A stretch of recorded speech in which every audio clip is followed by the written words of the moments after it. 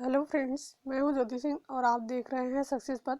आज की इस वीडियो में हम इन्वायरमेंटल स्टडीज की जो हमारी सीरीज चल रही है पॉलिटेक्निक सिविल थर्ड सेमेस्टर के स्टूडेंट के लिए, तो इसमें हम नेक्स्ट चैप्टर को देखने वाले हैं। अपन नेक्स्ट चैप्टर को कवर करेंगे और आज के हमारे इस चैप्टर का जो नाम है सॉलिड वेस्ट मैनेजमेंट यानी कि ठोस अपशिष्ट प्रबंध के बारे में, ये चैप्टर के बारे में इस चैप्टर में पूरा डिटेल दिया हुआ है। तो इसको हम देखेंगे, इसमें इंपॉर्टेंट टॉपिक क्या है, क्या क्या चीज़ें आपको पढ़नी है, तो पूरी डिटेल देखेंगे यहाँ पर। तो इस वीडियो को इन तक देखते रहिए और इस वीडियो को अपने फ्रेंड्स के साथ ज़्यादा से ज़्यादा शेयर कीजिए।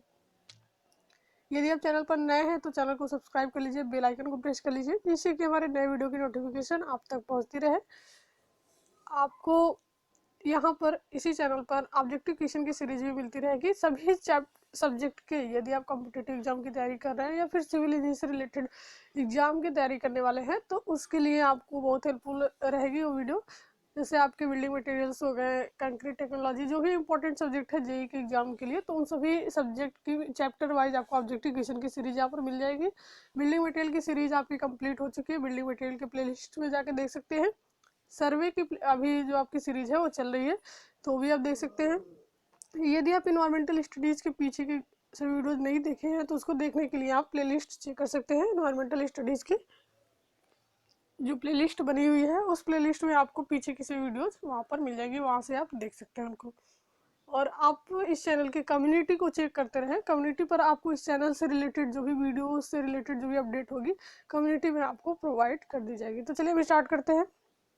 ठोस अपशिष्ट प्रबंध, सॉलिड वेस्ट मैनेजमेंट आपका क्या होता है, यहाँ पर देख सकते हैं आप इंट्रोडक्शन में। आज देश की लगभग 30% आबादी शहरों में विद्यमान है। अनुमान है कि शहरी आबादी में 50% वृद्धि गांवों से पलायन के चलते हुई है।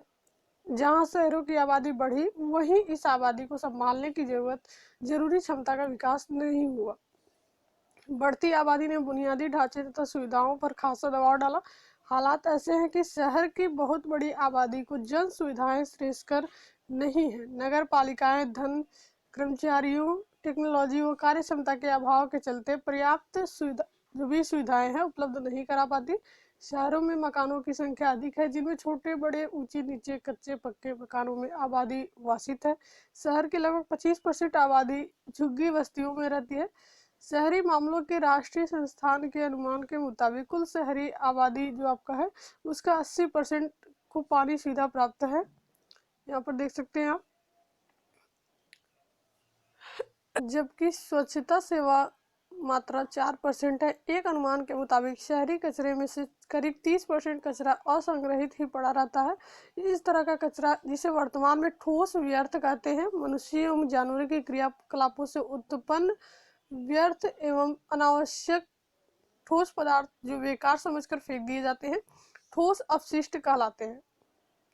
ठीक है, ऐसे पदार्थ देख सकते हैं आप। इस तरह का कचरा, जिसे वर्तमान में ठोस व्यर्थ कहते हैं, मनुष्य एवं जानवरों के क्रियाकलापों से उत्पन्न व्यर्थ एवं अनावश्यक ठोस पदार्थ जो बेकार समझकर फेंक दिए जाते हैं, उसी को हम ठोस अपशिष्ट कहते हैं, वही आपके ठोस अपशिष्ट कहलाते हैं। शहरों एवं गाँव में घरों में कूड़ा करकट इकट्ठा करके बाहर कूड़ा पात्रों में फेंक दिया जाता है। गलियों आदि में झाड़ू लगाने से भी काफी ठोस अपशिष्ट प्राप्त होता है। उद्योगों से भी कई प्रकार का ठोस व्यर्थ पदार्थ निकलता है। इन सब का उचित समापन न करके ये वातावरण को दूषित करते हैं। जब इन सब का हम उचित समापन नहीं करेंगे, उचित समापन न करने पर ये वातावरण को दूषित करते हैं और भयंकर प्रदूषण उत्पन्न कर देते हैं। अतः इसके संबंध में पूरी जानकारी होना जरूरी हो गया है। तो इसी के ऊपर हम पूरी डिटेल बात करेंगे कि जो ठोस अपशिष्ट प्रबंध है वो हमको कैसे करना चाहिए, ठोस अपशिष्ट आपका क्या होता है, तो पूरी डिटेल हम देखेंगे। ठोस अपशिष्ट के प्रकार कौन कौन से हैं। पहला आपका देख सकते हैं ठोस अपशिष्ट के प्रकार यानी कि types of solid waste.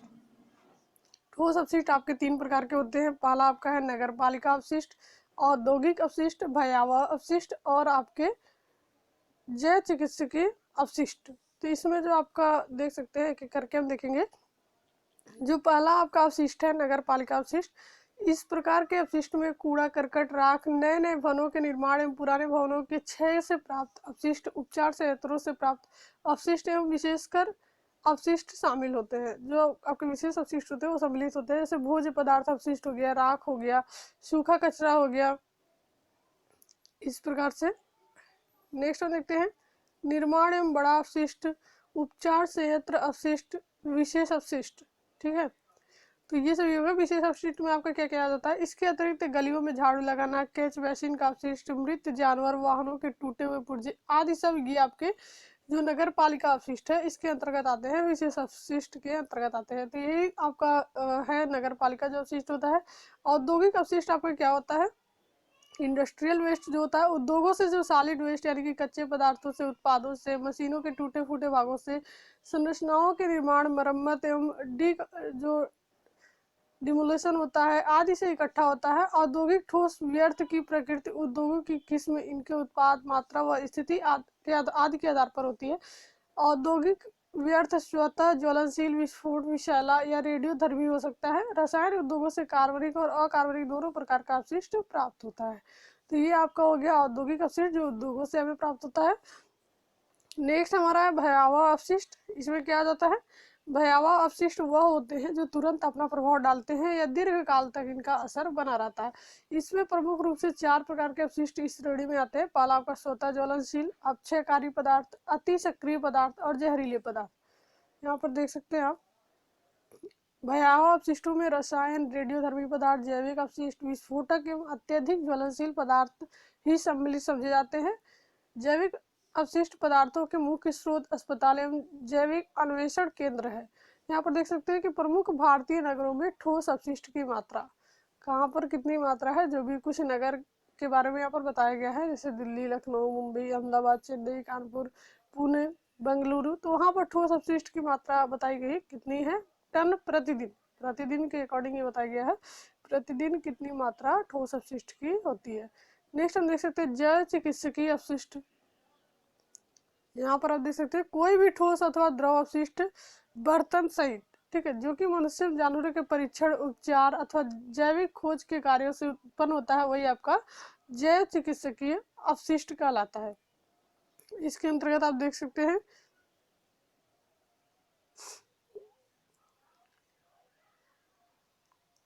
Next हमारा है स्रोत।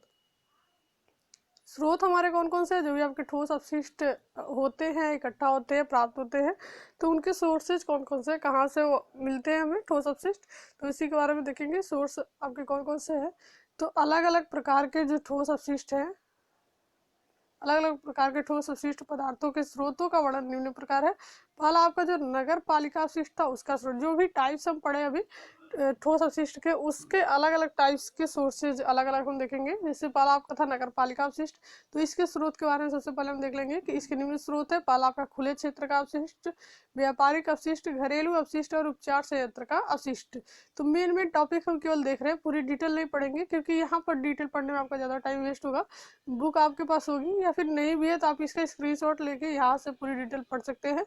जो मेन टॉपिक है, जो इम्पोर्टेंट है, केवल उसी के बारे में हम यहाँ पर डिस्कस करेंगे, क्योंकि पूरा ये थियोरेटिकल पार्ट है और पढ़ते अगर एक एक लाइन पढ़ते चलेंगे तो बहुत ज़्यादा टाइम आपका यहाँ पर वेस्ट हो जाएगा। तो इसलिए आपको जितना ज़रूरी है उतना ही बताया जाएगा, और बाकी जो भी चीज़ें बची हुई है उसको आप बुक से ज़रूर पढ़ें। जो भी टॉपिक यहाँ पर बताया जा रहा है उसको, उस टॉपिक को पूरा डिटेल अपने बुक से पढ़ लें। यदि कोई कन्फ्यूजन है तो आप कमेंट बॉक्स में कमेंट कर सकते हैं। नेक्स्ट हम देखते हैं औद्योगिक अपशिष्ट के स्रोत। इसके स्रोत कौन कौन से हैं, उद्योगों की संख्या असीमित है, इनमें कुछ बड़े उद्योग हैं और कुछ छोटे छोटे उद्योग। प्राय छोटे उद्योग अपने अपशिष्ट का उपचार नहीं करते और इसे नगर पालिका अपशिष्ट में ही मिला देते हैं।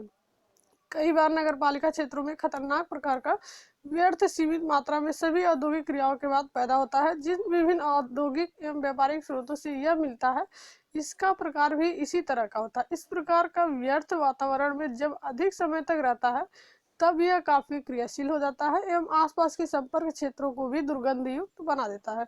इसके साथ ही ऐसे वातावरण में मक्खी, मच्छर आदि कीटाणु जल्दी पैदा होते हैं। ये एक स्थान से उड़कर दूसरे स्थान पर बैठकर मनुष्य और जानवरों को रोगग्रस्त कर देते हैं। इस प्रकार का जो व्यर्थ है अधिकतर यहाँ पर कसाईघरों, यहाँ पर देख सकते हैं बूचड़खानों और रासायनिक उद्योगों से प्राप्त होता है।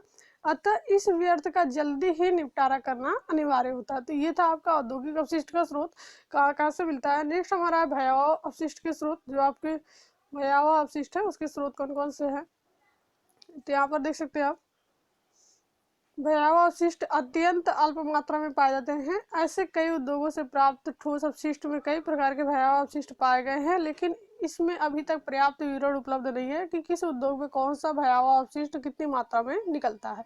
इसके बारे में अभी पूरी डिटेल जानकारी नहीं है कि कौन से उद्योग से भयावह अपशिष्ट कितनी मात्रा में मिलता है, अलग अलग हमको नहीं पता है। तो प्राय ये अपशिष्ट द्रव निस्राव के साथ नदियों या नालों में बहा दिए जाते हैं। कुछ ठोस अपशिष्ट द्रव में भी मिले रहते हैं, परंतु इनकी समुचित जानकारी अति आवश्यक है। इसी तरह कुछ जहरीले एवं रेडियोधर्मी प्रदूषक मृदा में रिसकर मिल जाते हैं। पता लगने पर उस स्थान की मिट्टी को खोदकर सुरक्षित स्थल पर फेंक देनी चाहिए, क्योंकि इसके संपर्क में आने पर इसके परिणाम जो होते हैं अत्यंत भयानक होते हैं। तो ये थे आपके भयावह जो भी आपके अपशिष्ट थे। नेक्स्ट हमारा है ठोस अपशिष्ट प्रबंध।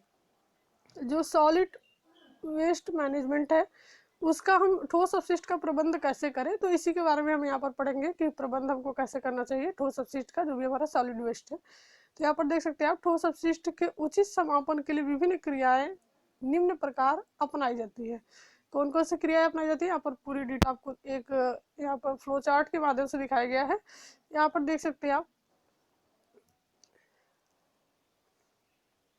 यहाँ पर देखिए सबसे पहले आपका अपशिष्ट की उत्पत्ति हो रही है, फिर इसका स्टोरेज हो रहा है, ठीक है, भंडारण, फिर संग्रह के बाद क्या होता है, एक इधर से हम देख सकते हैं यहाँ परिवहन हो रहा है, यहाँ प्रक्रिया पुनर्प्राप्ति हो जाती है, और फिर हम इसका समापन, यानी कि देखिए जो भी संग्रह होता है उसकी हम क्या करते हैं, जो भी पुनर्प्राप्ति उससे जो भी चीज़ हो सकती है वो उसका कर लेते हैं, इसका परिवहन करते हैं और फिर उसको ले जाके हम समापन कर देते हैं। तो ये था पूरा सॉलिड वेस्ट मैनेजमेंट।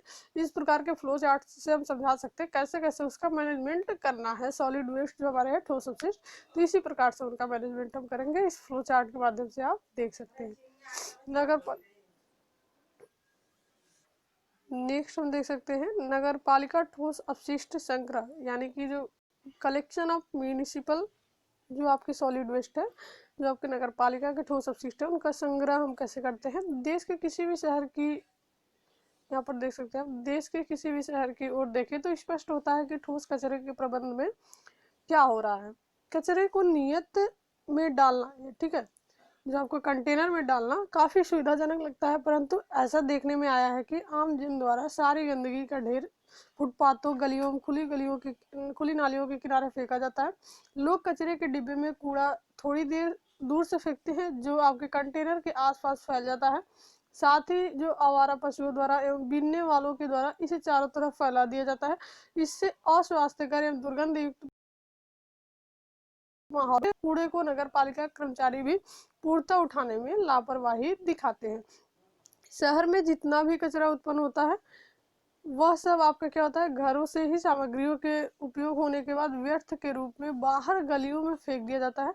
जनसंख्या की वृद्धि के साथ साथ मनुष्य द्वारा उपयोगित सामग्री में भी वृद्धि हुई है, जिसके कारण गलियों में यह कचरा प्रतिदिन मात्रा में बढ़ जाता है। प्रत्येक घर का कचरा घर के सामने एकत्रित किया जाता है। यहाँ से कचरा व्हील बैरो यानी कि हैंड की सहायता से गलियों के बाहर लाया जाता है तथा एक बड़े बंद धातु के संग्राहक यानी कि कंटेनर में बंद कर दिया जाता है और फिर नगर पालिका के वाहनों द्वारा इसे समापन स्थल तक पहुंचा दिया जाता है। तो ये आप देख सकते हैं कि आपका जो स्टोरेज है वो कैसे होता है सॉलिड वेस्ट का।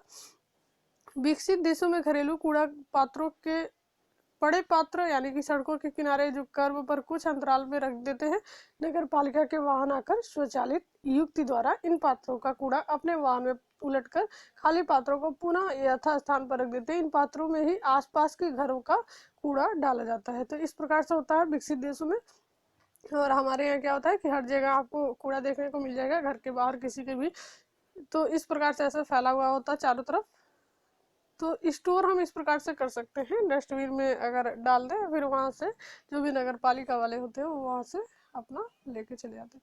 नेक्स्ट हम देखते हैं औद्योगिक अपशिष्ट संग्रह, इंडस्ट्रियल वेस्ट कलेक्शन है, उसको हम कैसे करते हैं। बड़े व्यवसायिक एवं औद्योगिक केंद्रों का जो कूड़ा है चल या अचल पात्र में एकत्रित किया जाता है। कुछ तरह के उद्योगों का कूड़ा सीधे ही बड़े बड़े जो कंपैक्टर्स होते हैं संगणकों में डाल दिया जाता है, जो कूड़े को संपीड़ित करके गोलों में बदल देते हैं। ये संघनित गोले फिर से बड़े पात्रों में एकत्र कर लिए जाते हैं। यहाँ से आपको इन्हें समापन स्थल पर भेज दिया जाता है।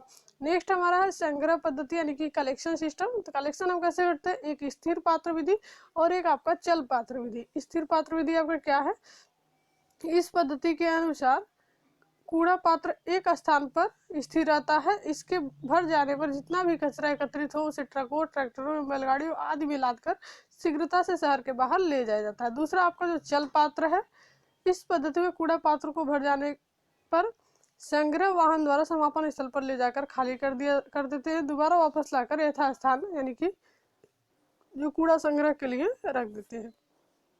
नेक्स्ट हमारा है समापन उपकरण। डिस्पोजल इक्विपमेंट क्या है, जो भी हम समापन कर रहे हैं, संग्रह कर रहे हैं, तो उनका उपकरण क्या क्या है, क्या क्या उपकरण यूज होते हैं उसमें। तो जो जो उपकरण यूज होते हैं वही हम यहाँ पर देखेंगे।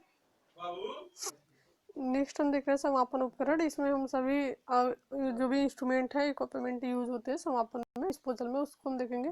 देख सकते हैं संग्रह स्थल पर कूड़ा करकट समापन स्थान तक पहुंचाने के लिए कई प्रकार के वाहन प्रयोग किए जाते हैं, जो कि निम्न प्रकार के होते हैं। पहला आपका है बैलगाड़ी, दूसरा आपका ऑटो रिक्शा, तीसरा आपका है ट्रेलर।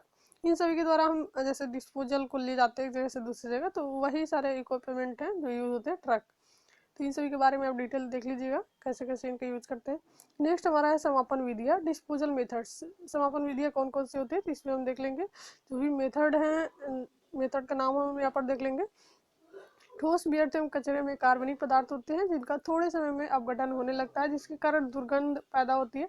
अतः ठोस व्यर्थ एवं कचरे को समापन स्थल तक यथा समय ले जाना चाहिए, अन्यथा इस व्यर्थ से उत्पन्न दुर्गंध जन स्वास्थ्य के साथ साथ पर्यावरण को भी दूषित करती है। अतः इस ठोस व्यर्थ का बड़ी सावधानी पूर्वक से समापन करना चाहिए। यहाँ पर देख सकते हैं कि ठोस अपशिष्ट के समापन की निम्न विधियां हैं, अलग अलग विधि से इसका समापन करते हैं।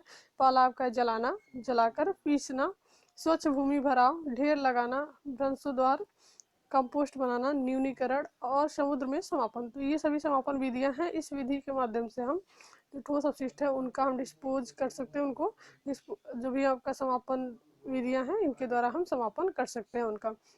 इनमें से कोई विधि अपनाकर आप उनका समापन कर सकते हैं ठोस अपशिष्ट का। नेक्स्ट हम देखते हैं पुनर्प्राप्ति की विधियां। पुनर्प्राप्ति की कौन कौन सी विधियां, समापन की विधियां तो हम देख लिए। मेथड्स ऑफ रिकवरी, जो भी आपके ठोस अपशिष्ट है उनसे कुछ अगर रिकवरी हो जाती है तो वो हम कैसे करते हैं। ठोस अपशिष्ट से पुनर्प्राप्ति की तीन मुख्य विधियां। पहला आपका पदार्थ पुनर्प्राप्ति, रूपांतरित उत्पाद पुनर्प्राप्ति और ऊर्जा तथा उष्मा पुनर्प्राप्ति। जो आपका रिकवरी होता है, जैसे मटेरियल की रिकवरी होती है, कैसे होती है, फ्लो चार्ट के माध्यम से हम देखेंगे। यहाँ पर देखिए आपको फ्लो चार्ट दिया हुआ है।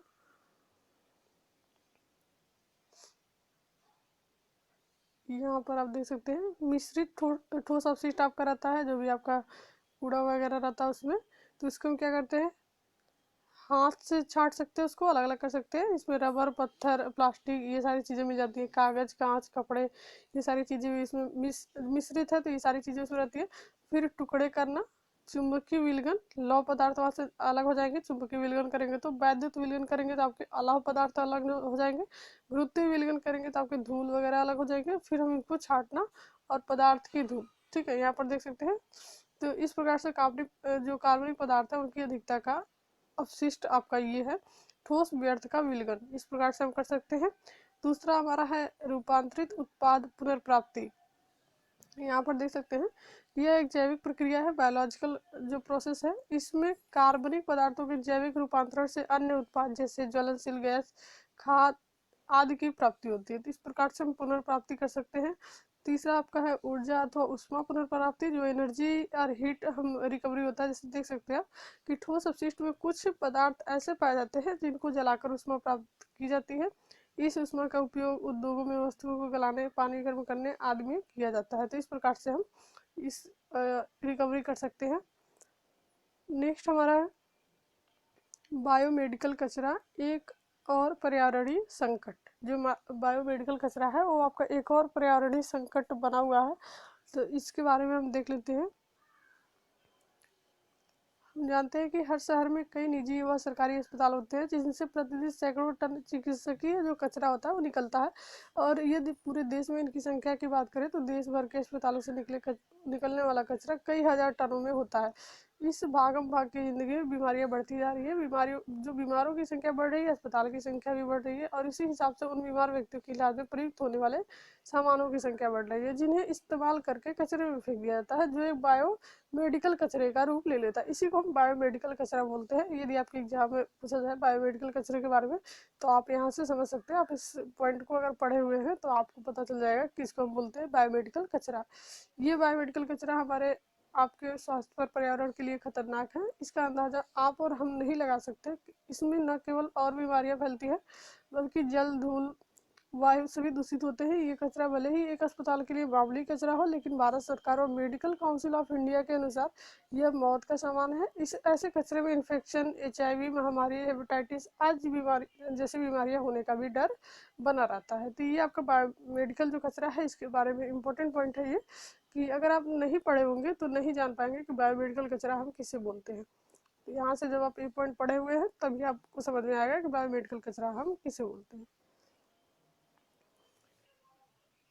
तो यहाँ पर आप देख सकते हैं, आपको क्लियर हो गया होगा कि बायोमेडिकल कचरा हम किसे कहते हैं और एक कैसे संकट बना हुआ है पर्यावरण पर इसका। इसी प्रकार से और भी पॉइंट हैं इससे रिलेटेड, जैसे क्या होता है बायोमेडिकल कचरा, इसका निपटान कैसे करते हैं, और भी बहुत सारी चीज़ें हैं। तो बायोमेडिकल कचरे के ऊपर पूरी डिटेल में हम नेक्स्ट लेक्चर में बात करेंगे। अभी हम यहाँ पर इसका थोड़ा सा इंट्रोडक्शन देख लिए कि बायोमेडिकल कचरा आपका क्या होता है, किस प्रकार से इससे पर्यावरण को संकट है। तो ऐसी और वीडियोस के लिए आप चैनल पर बने रहिए और इस वीडियो को ज़्यादा से ज़्यादा शेयर कीजिए। तो नेक्स्ट वीडियो में हम देखेंगे बायोमेडिकल कचरा के बारे में। इस चैप्टर के सेकंड पार्ट को हम वहाँ पर कवर करेंगे, जो भी आपके टॉपिक बचे हुए हैं। तो आज की वीडियो यही था।